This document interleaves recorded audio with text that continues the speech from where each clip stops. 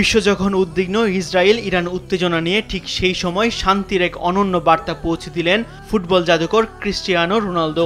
কানাডার ক্যালগারিতে G7 সম্মেলনে যোগ দিতে যাওয়া মার্কিন প্রেসিডেন্ট ডোনাল্ড ট্রাম্পের হাতে তুলে দেওয়া হয় রোনালদোর 7 নম্বর জার্সি।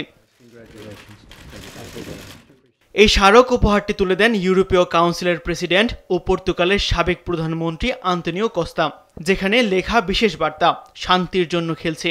সেটি পড়ে শোনানো হলে ট্রাম্প প্রতিক্রিয়ায় বলেন, এটা ভালো লেগেছে, শান্তির জন্য খেলা, এটা দারুণ। তিনি জার্সিটি উঁচিয়ে ধরে বলেন, তারা বলে তিনি সর্বকালের সেরা।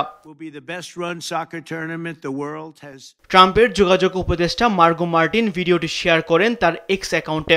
দ্রুতই তা ছড়িয়ে পড়ে পুরো বিশ্ব জুড়ে।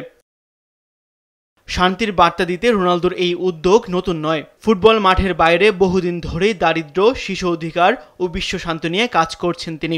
এই জার্সি উপহার যেন তার অবস্থানকে আবারও স্পষ্ট করে তুলল। একদিকে যুদ্ধের শঙ্কা, অন্যদিকে ফুটবলারের হাত ধরে উঠে আসা শান্তির ডাক। রোনালদোর এই বিশেষ উপহার হয়তো রাজনীতির মাঠে কোনো পরিবর্তন আনবে না, তবে মনে করিয়ে দেয় শান্তির জন্য খেলাটাও এক শক্তিশালী বার্তা। তাসবিহ শরণ, স্পোর্টস ডেস্ক, দেশ টিভি।